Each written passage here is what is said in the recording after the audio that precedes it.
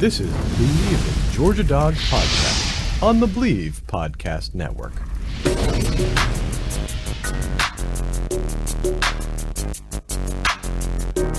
Scored a touchdown earlier on a direct snap. Now it's Michelle's turn, running all the way. Gets to the edge. Sonny Michelle will send the Dogs home to the championship game. 53.5-yard drive near hash, kicking right, snap, hold, kick is away, it's reaching, and it is good, good, good. Hot Pod does it. All right, Hot Pod. Wilcox with an up and out, wide open, touchdown, Israel Troupe.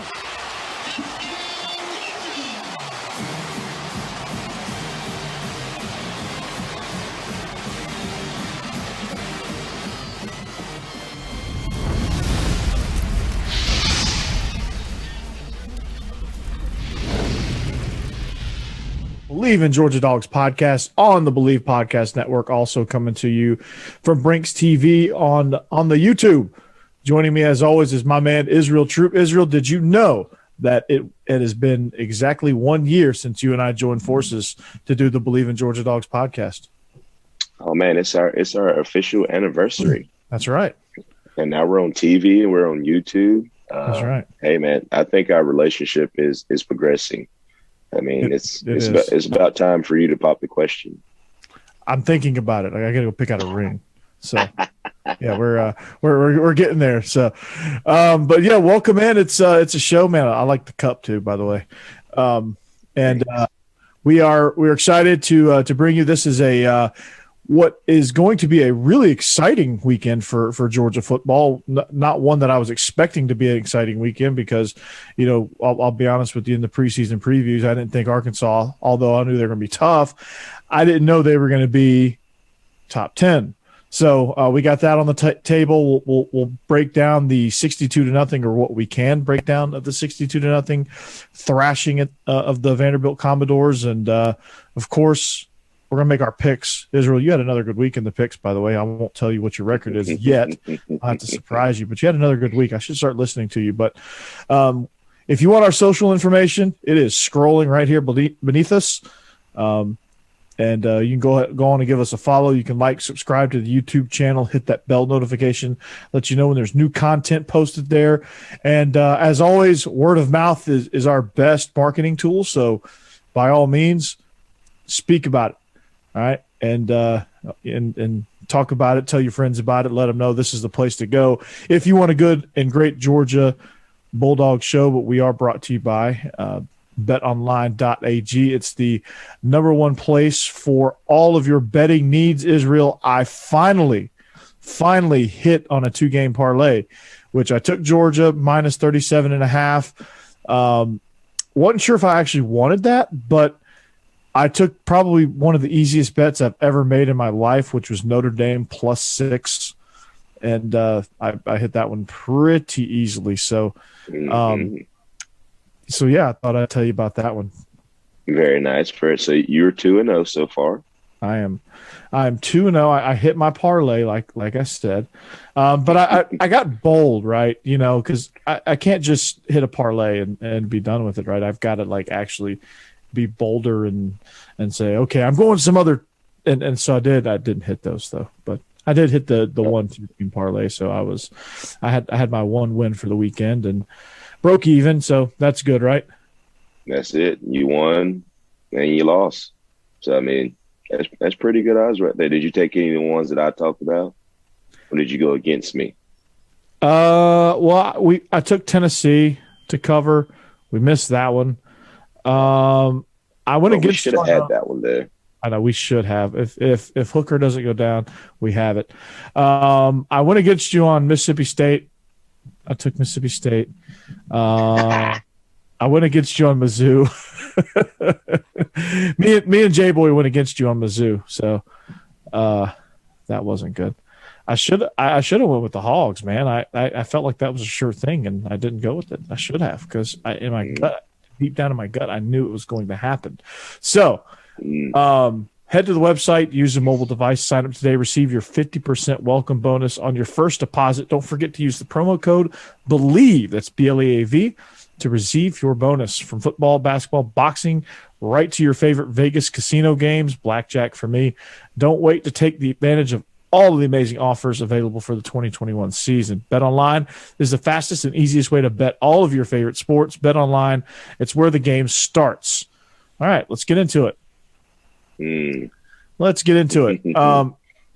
In conjunction with watching a little bit of the Notre Dame Wisconsin game, my friend Matt is a Notre Dame alum, and he was not only was he agonizing over that Vanderbilt, because he hosts the Believe in Vanderbilt football podcast, but he also hosts Believe in Badgers podcast with the Hebrew Hammer himself, Matt Bernstein, and he was agonizing over both games, and so. I was texting back and forth with him. I was watching Wisconsin a little bit, and I was watching this thrashing that Georgia put on the hands of Vanderbilt, and 35-0 after the first quarter. Few things we noticed. Brock Bowers is a dude. He was SEC Player of the Week. And Ladd McConkey is trying to do his best impression of Hunter Renfrow. Those are those two of the biggest takeaways I had. Yes, Ladd McConkey is not even a possession receiver. He's running reverses. We're throwing phase to him. I mean, he's pretty much, just as dynamic as Mitchell, as Burton, as any of those guys in that receiver room. So, I mean, now you're about to add Jackson. Now you're about to add Washington, who's supposedly supposed to be back, a healthy Burton, Bowers. I mean, you don't skip a beat. So, I mean, just seeing him and Bowers just ball out on Saturday just lets us know that, hey, man, we got depth, and that's why they call it recruiting. Absolutely, man, and it's a battle in there, and he's proven himself. And one of the articles I saw, and I actually talked about this with my team, is how he made his way on the scout team. He developed and turned into the receiver that he is, or that he was this past Saturday. A lot of that came against one of the top defenses in the country, going on scout team each and every week. You lived it. You probably played on it a little bit, and you probably saw it, and all of the above. So, like, scout team, like, talk about the importance of scout team. Scout team is how you get recognized. This guy by the name of Noshawn Marino, which I'm sure all dog fans know, was redshirt, and he was on the scout team. And they said they couldn't tackle him, and we all know what happened after that. So, a lot of kids are young these days. They want to play. We live in a world of instant gratification. Nobody really wants to work. They just want things given to them. Well, in the real world, that doesn't happen. In the sports world, it definitely doesn't happen. Unless you're a legit baller when you first come into college, you're going to be on scout team. I mean, bar none. That's going to happen. So the fact that he took his stride, I mean, he balled on the scout team. He got better. Not only did he get his Indy time with Coach Hanks and all those guys, but he also went over there and worked on his craft. If you're playing receiver, you're working against one of the top defenses in the nation. So you have no choice but to get better, or they're going to knock your teeth out. So he decided that he wasn't going to cry or complain. He decided he was going to get better. And now look, he's scoring touchdowns. On Saturday, he's one of the starting receivers. He's one of the guys that they depend on and they count on in clutch situations, and he's making plays. So, I mean, scout team is a good thing, and just depends on how you handle it. You get noticed, and guess what? Next thing you do, find yourself in a starting rotation. Absolutely. And he's not only just making routine catches and being a possession receiver. I mean, he's elevating for balls. One of his touchdowns was a corner out that he went up and climbed the ladder. He's running reverses. His routes, double moves, things like that are very, very polished. And the kid is just a competitor, and you can't help but develop competitive toughness. It's either going to make you or break you in that regard, playing on the scout team against such a great defense. And if you don't have competitive toughness, you're screwed. And he decided he was, it toughened him. Iron sharpens iron, and and I think you can tell he gets immense amount of respect from the guys because of that. And when you go day in and day out and battle with those guys, they have nothing but respect for you. And that's a huge thing. And I think Lad McConkey is benefiting from it, and our offense is benefiting from it. And he's going to be a playmaker in this thing. Even when all those guys come back, he's going to factor in.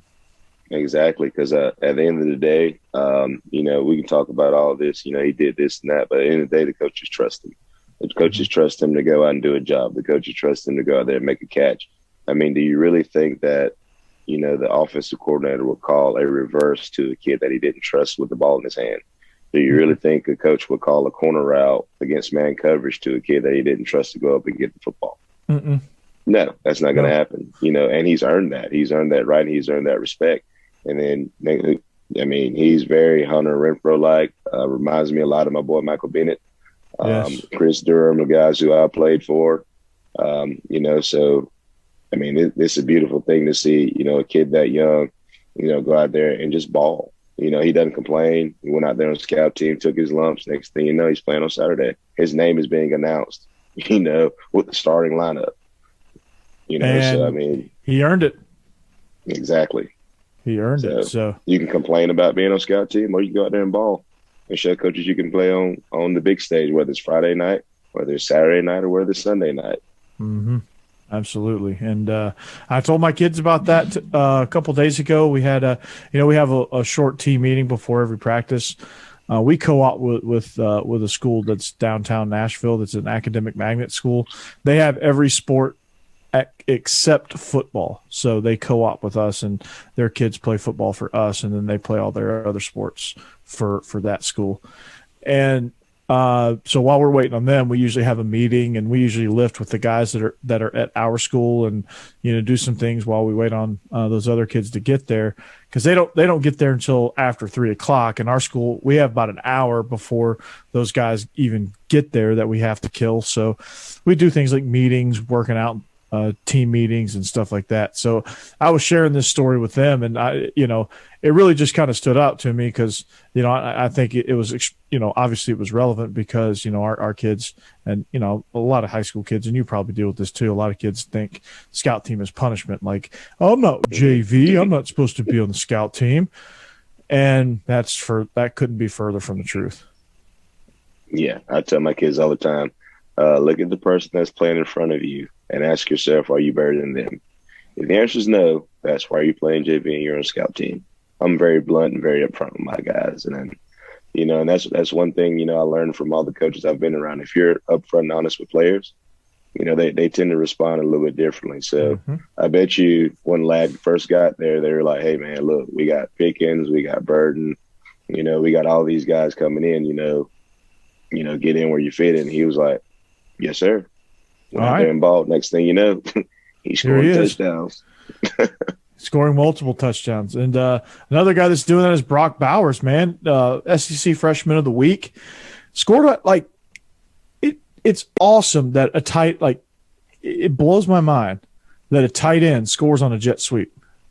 I was about to say. That doesn't happen. The Kyle Pitts of the world, Yeah. The only person I could think of that would get a jet sweep as a tight end would be Vernon Davis, because he ran like a 4.2, something like that, but something ridiculous. Yeah. But you had the jet sweep to a tight end, and he scores just, it's amazing at the fact that this kid's balling. I saw this thing, they're trying to compare, him to Washington and things like that. And I'm like, the media does a terrible job of, pinning kids against each other. These kids are teammates. Each one has a different skill set. You got one that's 13,000 feet tall, and, one that could run like a cheetah. So these guys are teammates.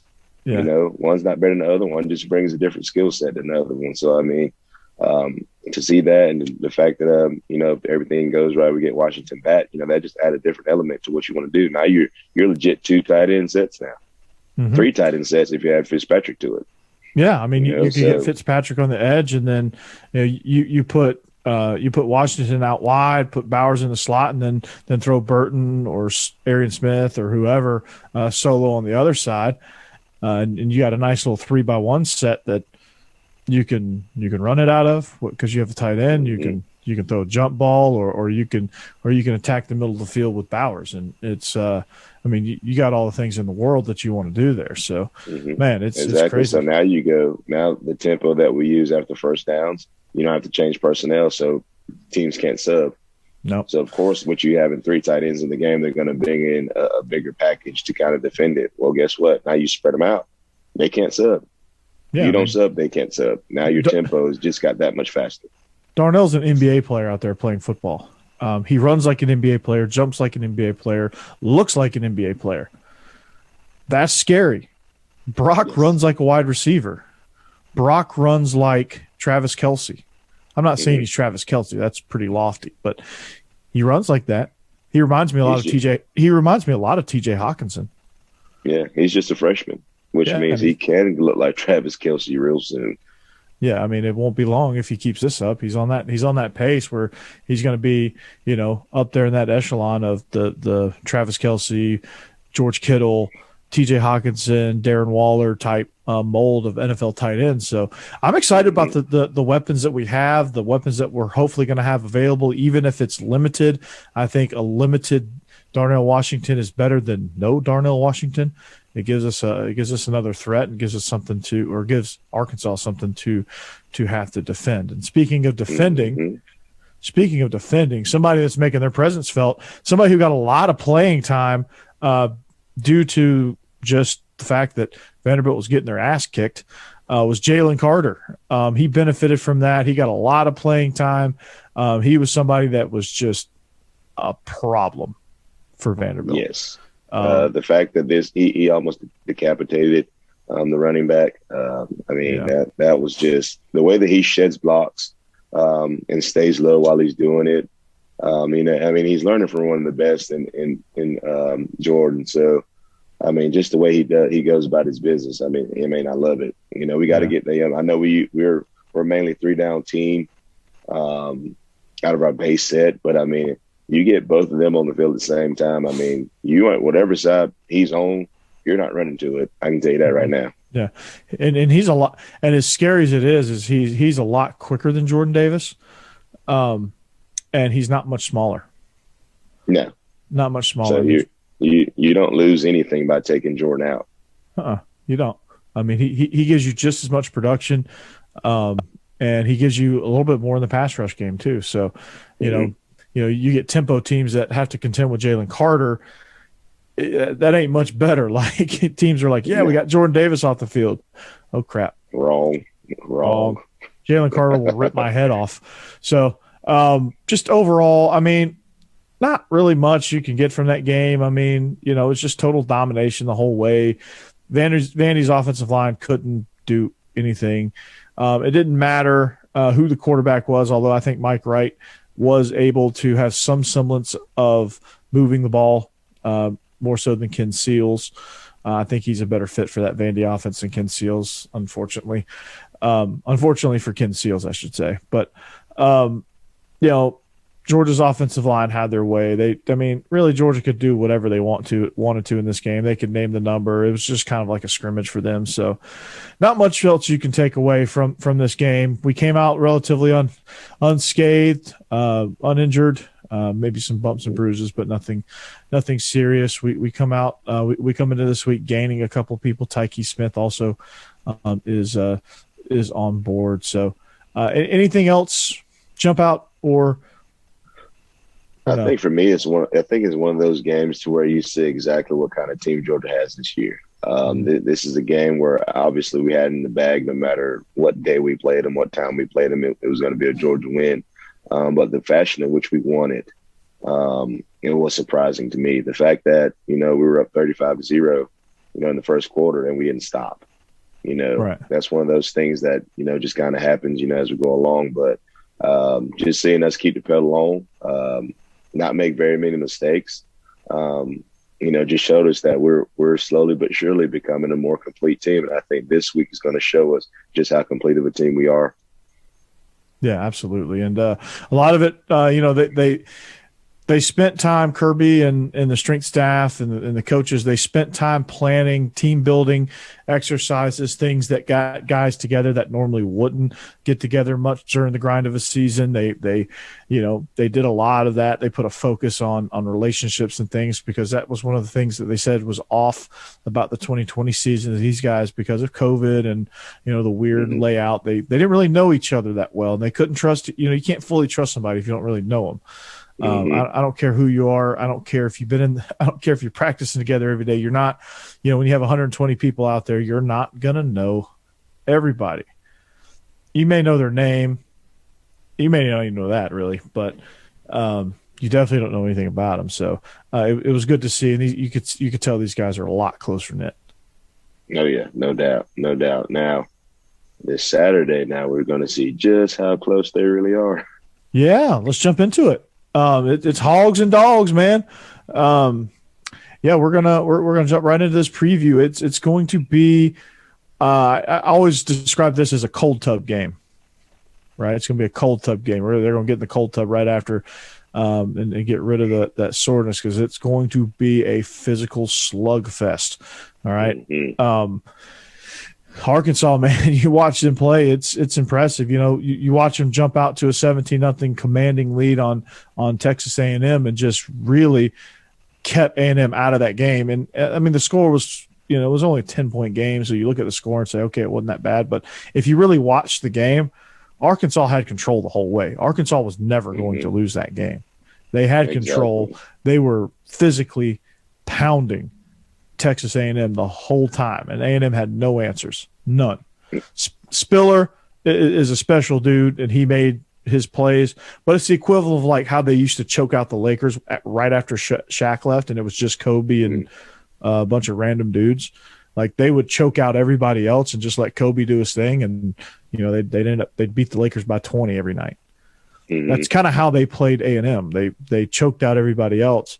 And they said, okay, well, Spiller, you can do your thing and have your night, and we'll go there. But the problem with that game plan is Arkansas is not going to be able to do that this week. Like, you want to choke out the rest of the receivers. Well, you got 4 running backs that are good at different things that can hit you.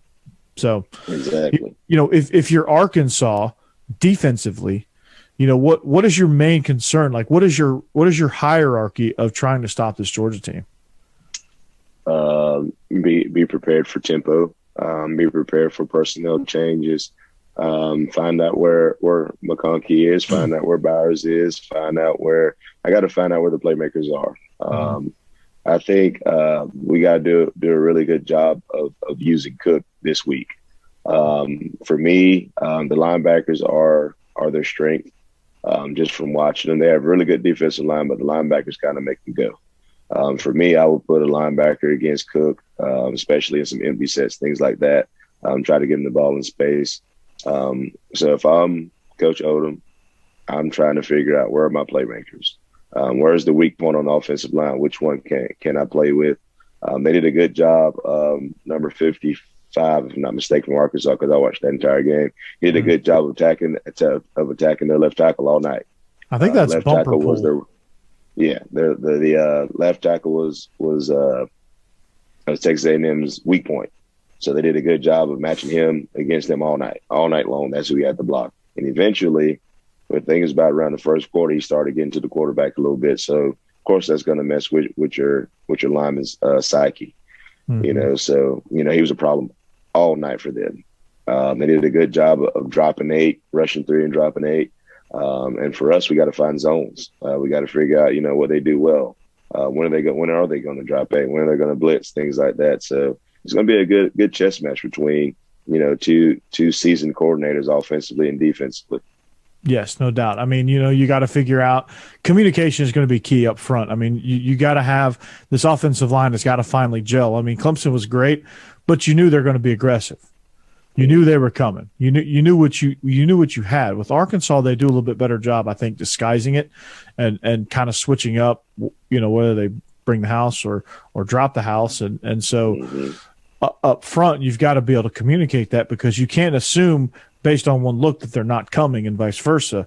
You've got to be able to communicate and get it all picked up, because if I'm Arkansas, I'm finding creative ways to put heat on JT Daniels because I know his weakness is not being able to move around in the pocket. Like he doesn't even climb the pocket that well either. I mean, he doesn't move well side to side. He's a make his read and as soon as that back foot hits, get the ball out. Like that's where he's at his best. If there's any sort of movement required, like the minimal amount of movement he's okay with, but if it requires any more than that, it's a wrap. Right, it's a wrap. He's going down. He's not mobile at all. And if I'm Arkansas, I try to do my best to blend both of those concepts of drop 8 and heavy blitz, aggressive blitz. So, I got to get my linebackers involved. They've got to play games, and they've got to get this offensive line confused a little bit. Where you have a guy blocking air and opening up a gap for somebody, things like that can really make life difficult for offensive lines. And of course, being able to stop the run in your base defense, without having to blitz. If they have to commit the blitz to stop the run, they're screwed. Because here we go with RPOs because they're gonna establish people to the box, and next thing you know, Brock Bowers is sitting right there behind them, and we got big chunk plays. So if they're gonna do any of that, they have to be able to stop the run without blitzing, and if they can do that, they'll give themselves a chance. But where I worry about on the Arkansas side of things, where it gets worrisome for them is the depth, right? Mm-hmm. Georgia has 3 nose guards that could start at any program in the SEC or in the country for that matter. Jordan Davis, Devontae Wyatt, and Jalen Carter. Those 3 guys are a problem. Trevon Walker's a problem. Zion Loga's a problem. All right, that's 5 guys right there. And I'm probably leaving out somebody. You have linebackers that are a problem. Quay Walker, Nakobe Dean, those guys run. Channing Tindall, those guys run side to side like it's insane how fast they are. Sideline to sideline. They make their reads and then they explode out of there and they can run you down for what would be a 8-10 yard gain against most teams. It's a 2-yard gain against those guys. Mm-hmm. So and you got guys behind them that has similar skill sets. Probably not as fast instinctually, but they have similar skill sets. So, to me, depth is a huge issue here. I think it's a huge advantage for Georgia. Yeah, most definitely. I think offensively, if we come out and pound on them a little bit, what's going to make a defense slow down? What's going to make those guys up front kind of think twice? You pound on them a little bit, and like you said, the depth. When you play in Georgia, you got about 8 guys that rotate in on that defense, consistently, whether it's secondary or whether it's up front. Arkansas, I saw the same 11 on the field the whole entire game. And if one goes down, who they replace it with?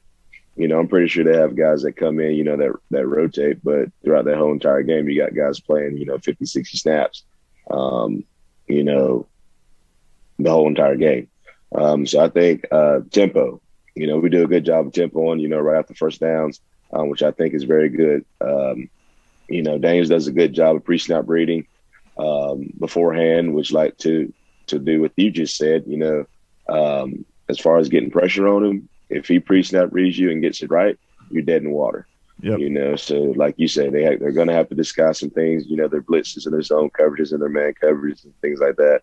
But if I were them, I'd see, can we stop him in base defense? If we can't stop him in base defense, if I'm going to blitz, I'm going to play some type of zone behind it because we can clearly beat man coverage by anybody, whether it's Clemson, whether it's South Carolina, whether it's Vandy or anybody you stick out there. We got some dudes that can beat man coverage. Absolutely. And you just got to find those weapons and you got to take advantage of it. Brock Bowers, again, is somebody, obviously, it's going to factor into the game plan. A.D. Mitchell is somebody that's, he's got to get a little bit more consistent with his route running and finding zones and making the play when it comes to him. Justin Robinson, somebody who got involved in the game plan a little bit more against Vandy, which is good to see. But, where is Burton? Where is Arian Smith? Where is Marcus Rosemy-Jacksaint? Where are those guys? I haven't heard or seen much of those guys. Kyrus is fighting his way back to being fully healthy. So, once he finally fully gets back and can contribute on a consistent basis, that'll be a boost. But where are those other guys? It's really good when you don't have to mention those guys and you're still balling. You just threw for over 300 something yards in the first half, and you don't even have your dudes. That just goes to show coaching that you have, play calling, putting those guys in the right situations and things like that. So now it just goes to the point of what happens when you get them back. That's freaking scary, man. that is, oh my God. That's you think about that and you're just like, man. And I've also heard that George Pickens has a target date in mind as well. He's recovering fast. He's thinking SEC championship possibly if Georgia continues on the trend they are and running the table and representing the East in Atlanta. That's another weapon you pick up. So, I mean, I think we're kind of hitting that little mini gauntlet that we talked about earlier this season. With Arkansas and Auburn, all those guys coming up. We make it past this with the dudes we got, get some dudes back heading into the Florida weekend. I mean, sky's the limit for this group. Yep. So, but also, how well do you think? How much do you think Sam Pittman's knowledge of this program will help him? Will it? I mean, I know once the ball is kicked off, kind of all that kind of goes by the wayside. But is there anything that it could help? Is there anything that having that knowledge makes it an advantage? It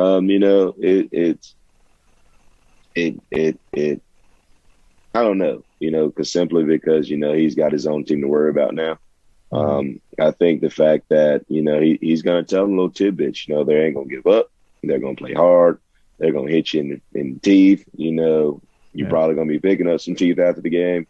Things like that. But basically bulletin board talk. Just kind of get them hyped up. But I mean, at the end of the day, you got to put on that helmet and shoulder pads. You got to go to work. Yeah. You can give them little tidbits. Little notes and stuff moving forward. But at the end of the day, I think you got to have to worry about your team at this point. Of course, guys are going to be excited to see you. If I was there, when Coach Pittman was there, I'd definitely be excited to see him because he's one of my favorite coaches. Love the Pitt boss. Exactly. So, I think once 12, I think it's 12-10. Once 12-10 hits and that ball's kicked off, I mean, it's time to go to work. You can't really worry about, what they're doing or anything like that. So I'm excited. I mean, I thought it was going to be, CBS 3:30 game, but hey, they said 12 o'clock. It's time to roll. You got Reese Davis and Kirk Herbstreit, doing the announcement for this game, which makes it huge. Game day is in Athens. I think they're on campus, right up the street from the stadium now, I believe. Yeah, they are. So, that's huge. And if you follow the Georgia football Twitter account, they have a map of where they're going to be, and they're going to be in two different locations. Looks like they're going to have one in the West End Zone Pavilion. They're going to have a setup, and they will also from 11 a.m. to noon. They will move from 11 a.m. to noon. They will move over to West End Zone Pavilion, but they'll be in Myers Quad before that. Okay. So they're in their normal spot, and then they're moving to right behind the scoreboard. Yes, in that new West End Zone Pavilion there. So, by the way, congratulations to anybody that had the architectural gift of doing that, because that thing is awesome. Whenever you get a chance, Corey, you got to come to a game, because the way they have that set up now, I mean, you can literally sit there and watch the whole entire game. It's really awesome. Okay. Yeah, I got to check that out, man. That's you see some of the architectural geniuses. They your boy Josh Brooks did his virtual tour through the new facility, the new weight room. It's God, they really skimped on the new weight room. It's only 24,000 square feet. I mean, God Almighty, it's it only has its own stairs and stadium set up in there, so you don't even have to go to the stadium anymore if you don't want to. You can do stadiums in the weight room. It's no big deal or anything. No, that's just Why'd they go the cheap route there, man? It's just so sad. So sad that Georgia just can't catch any breaks architecturally, man. It's nuts. No, God, third, what was it, 50 something or 55 power rack, something like that. Just I mean, it's that facility is insane. It's insane. Yeah, not only that, but ridiculous.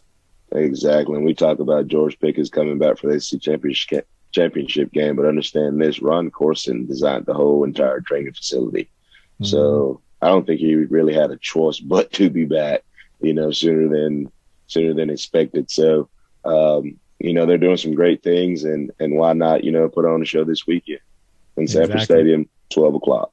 Absolutely. And it's going to be a big recruiting weekend as well. Just picked up a brand new commitment, actually.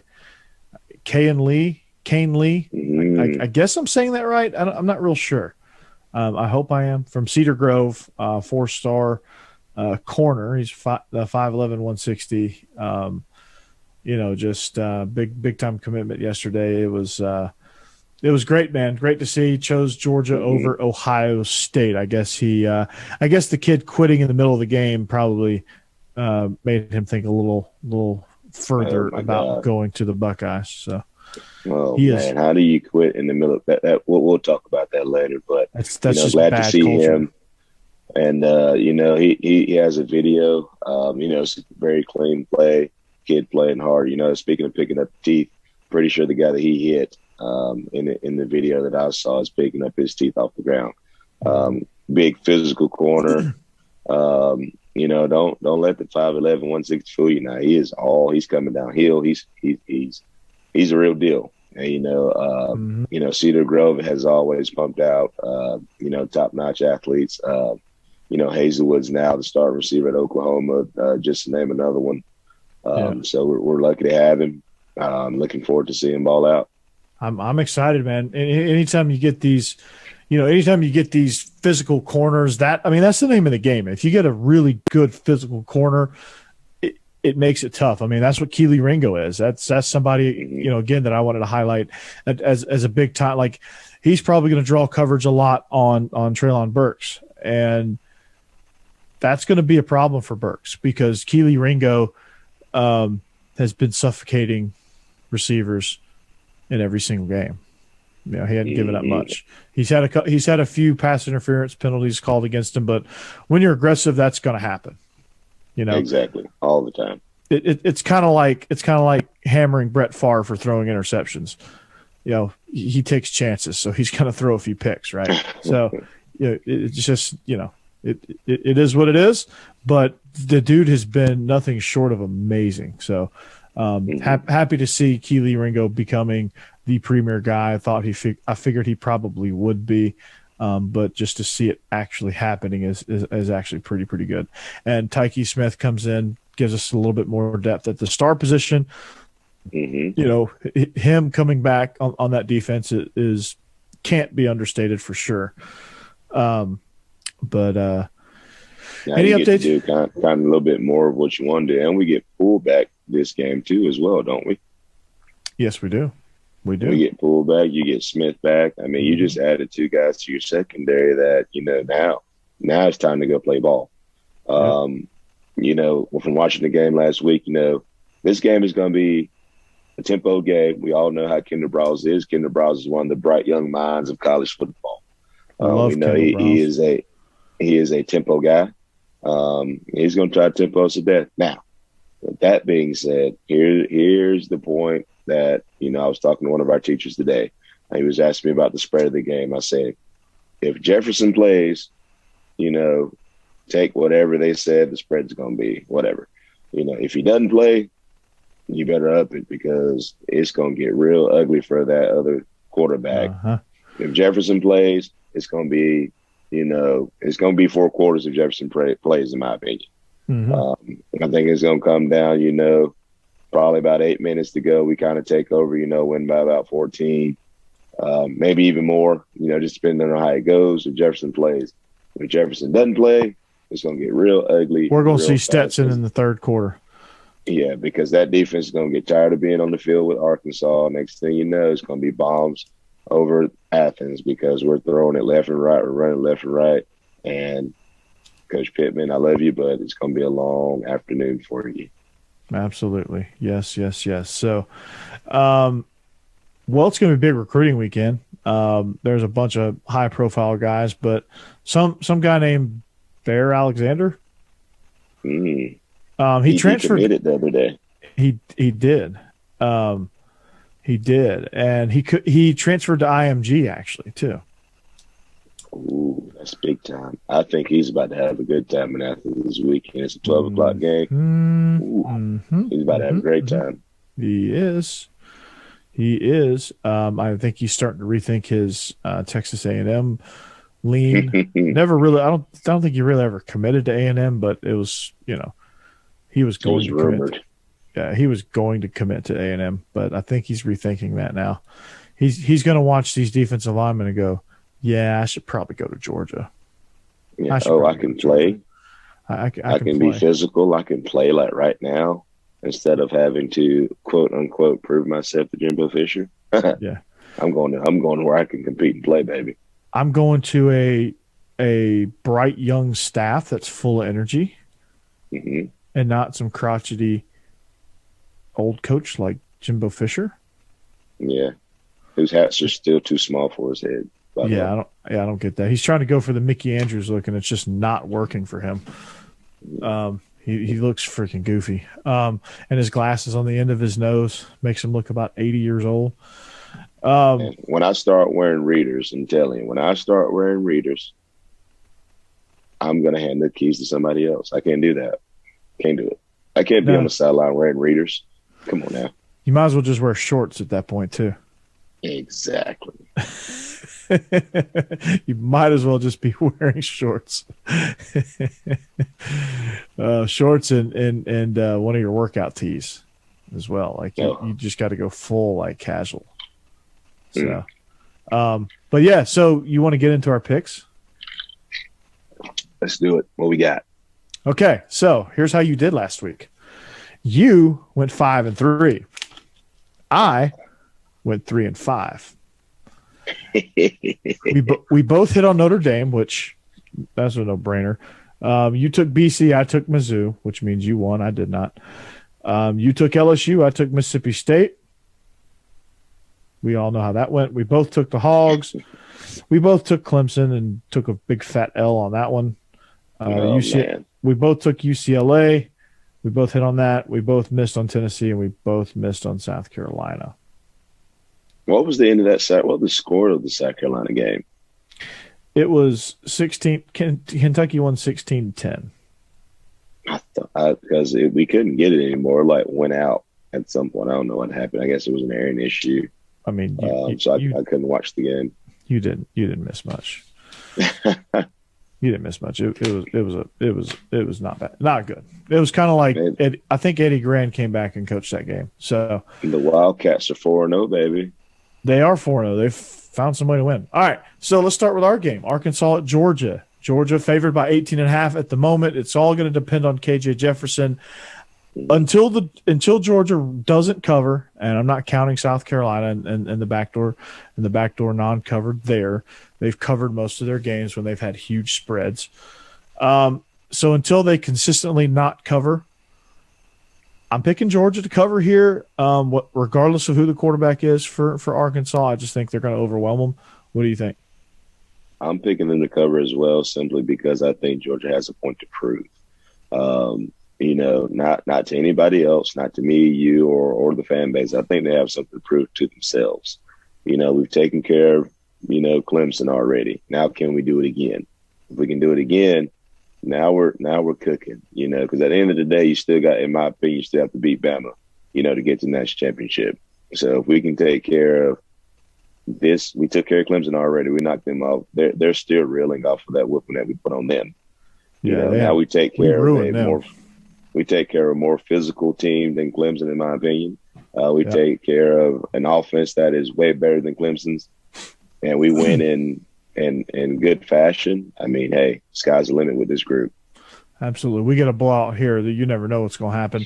Yeah, Georgia ruined DJ Ongulale. So Tennessee, Missouri. Missouri is 3-point favorites at home. I think the only reason they're favorites is because they are at home. I think Tennessee has a lot going for them right now. Tennessee's playing actually some really good football. This is one of those on game day, if you decide to put money on this, if Joe Milton is named the starter, run far away from Tennessee on this one. But I'm assuming Hendon Hooker is going to be back, or I'm assuming Joe Milton is not playing. So I'm going to take the Vols in this one to not only cover, but to win outright too. I just haven't seen enough from Missouri to fully buy into them. If I text you on Saturday and tell you I want to change my pick because Hooker's playing, then can I do that, or is that frowned upon? Maybe you get one mulligan. Are you taking Mizzou? I'll take Mizzou if Hooker's not playing. If Hooker's playing, I'm taking Tennessee. Let me check that. But actually, yeah, check that for me real quick. We'll come back to that one. Okay. So tentatively, you're going to take Missouri on that, but stand by. Okay. Mm-hmm. All right, stand by. All right, our next game. Our next game is – what is our next game? I lost my train of thought. Here we go. Ole Miss at – I had these written down too, which is the sad part. Ole Miss at Alabama, CBS game of the week, 14.5-point favorites. Bama is – I don't buy that spread whatsoever. I think regardless – I think this is going to be a tight one. This was a tight one last year. I think Ole Miss has the ability to turn this thing into a track meet. And if they turn this into a track meet, they could not only cover, but they could win this thing outright. So I'm taking the Rebels. Where's this game being played at? Tuscaloosa. I'm taking the Rebels. Oh, okay. Yeah. The old lane train. I'll tell you who's not taking the Rebels is Mike Wilbon. He's not taking the Rebels. He hit, and he's not going to get a Christmas card from Lane Kiffin this year either. Just sad. I know, right? Okay, here we go. Florida traveling to the grocery bag to take on Kentucky. Florida's 8 points, and I think it's 8.5 now at this point. 8.5-point road favorites.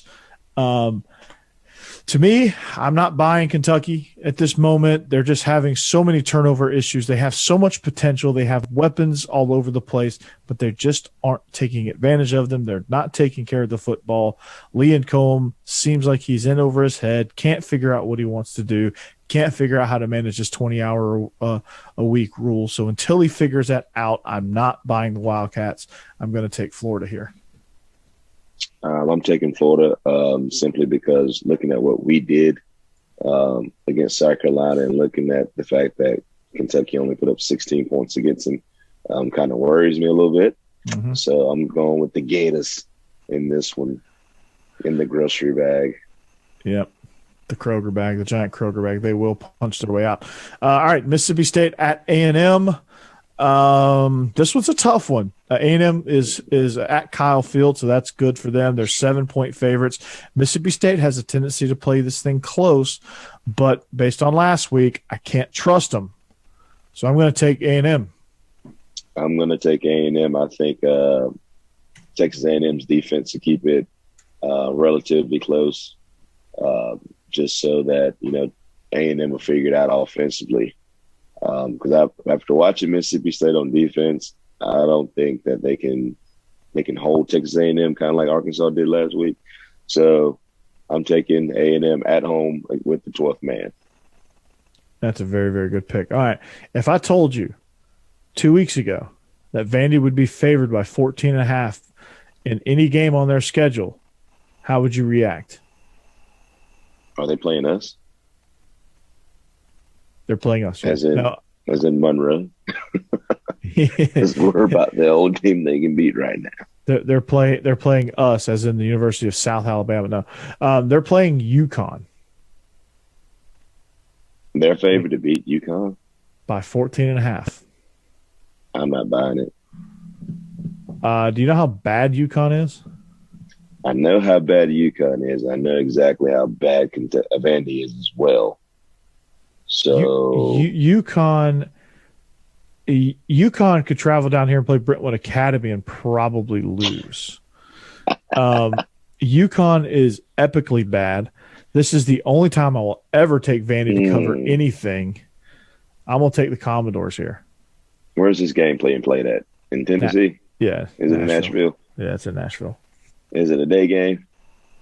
It doesn't matter. I think so. Man. Might be a night game. I don't know. I didn't really look. UConn. I'm still taking UConn. Okay. Gino Auriemma is not coaching this game, right? They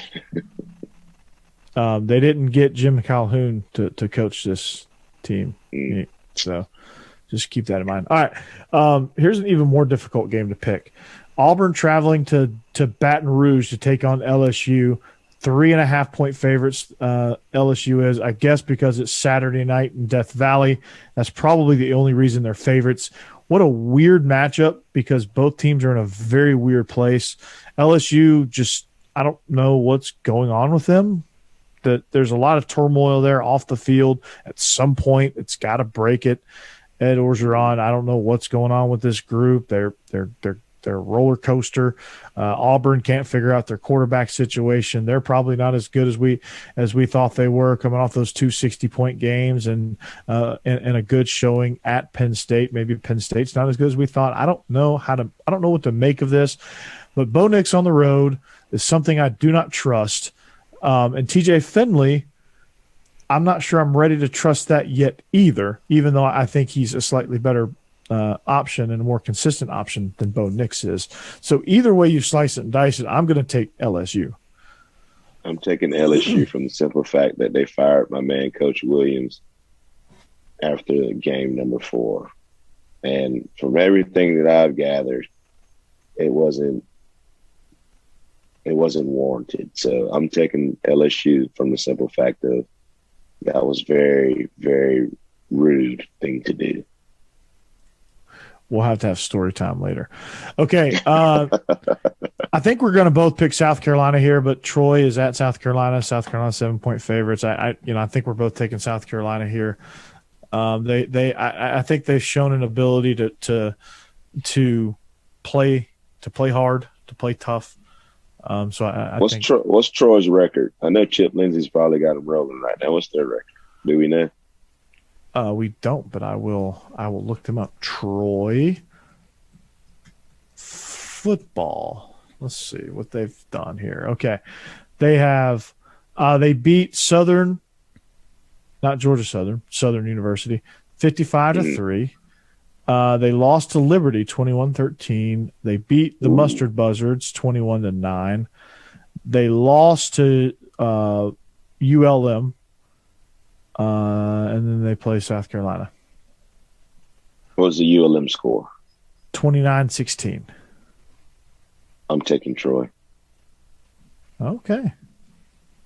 There you go. There you have it. I'm still going to take South Carolina. They're at home. Why? I don't know. I have to zig when you zag on this one. I thought you were going to pick Auburn too, so I felt absolutely not. I felt like I was zigging when you were zagging, but okay. Our 2 newest members of the conference, Texas, 4.5-point road favorites at TCU. I'm taking the Longhorns because TCU is a freaking roller coaster ride, and you don't know what the hell's going on in the Big 12. And Texas seems to be the most stable team in the Big 12. I'm also taking Texas in this one. I think TCU is still upset about the whooping that they took from Tulsa last week. Gary Patterson's still mad about this whole flag situation. So I think that they have focused a lot for this Texas whooping that's coming. I think Steve Sarkisian, after Arkansas, kind of figured that, hey, I'm no longer just in the SEC and I better pick it up before I get back in the SEC. So I think he's got Texas in a really good place. After the last couple of years of watching Texas, they play hard. Even in the loss against Arkansas, they played hard all 4 quarters. So I like Texas in this one as well. All right. And we got 3 more. And our buzzer's probably going off. Oh, yeah. It's definitely going off. All right. We got 3 more, and then we're going to get out of here, I promise. Oklahoma, 10.5-point favorites at Kansas State. the Little Apple is a very tough place to play. But they don't have Skylar Thompson. K-State is a very different team without Skylar Thompson. I think Oklahoma is good enough maybe to cover this. I don't know. I'm probably going to regret this, but I'm going to take the Sooners here. I'm going Kansas State on this one. So I should probably actually put the money on your pick, right? I think that's what I'll do. I don't believe in Spencer Rattler. I don't either, but Skylar Thompson, if Skylar Thompson was playing, I would definitely take Kansas State every day of the week. But it's just they're a different team when he's not playing. They're a totally different team. Okay, 2 more picks. Clemson, 15-point favorites at BC. Are you buying that? No, I'm taking BC again. I'm taking BC as well. They showed me something. Clemson still has not. I do not buy DJ Ongulale as a quarterback. I think Georgia ruined him. And lastly, the most ridiculous spread, Iowa State, 34.5-point favorites over Kansas. Iowa State's had a tough go. They just got blown out by Baylor. Can they cover that spread against Kansas? I think that Kansas, unfortunately, is about to walk into a whooping because Iowa State's mad. And you know what happens when people are mad? Somebody's got to get taken out on them. Kansas, and unfortunately, you guys are just the next ones on the schedule. Yeah, Kansas is like one notch above UConn as far as pitifulness. So, but there's our picks. There is our pick. So I'm going to win a lot of money on this Oklahoma Kansas State game. I'm going to bet my entire paycheck, Israel. So you better come through. You better come through. You better play the lottery on Saturday then, because I don't know what's going to happen. I know, right? It could come out that Oklahoma like scores 100 points on Kansas State. You never know. So. But that's going to do it. Our timer has hit 000. I think Courtney has made sure that we see that it's hit 000. We've gone into overtime, but you can find us on YouTube. Subscribe, hit that bell notification to let you know that we have content available. You can find us on on the Believe Podcast Network. Anywhere you find your podcast, you could listen to us. If you're making that drive to Athens this weekend, just throw us on the Spotify and give us a listen. I promise you, we're gonna bring it. We're gonna bring it each and every week. So we are the Believe in Georgia Dogs podcast. We are presented by BetOnline.ag, and we are coming to you on Brinks TV as well. We want to thank everybody for listening, and of course, this thing couldn't happen each and every week without you.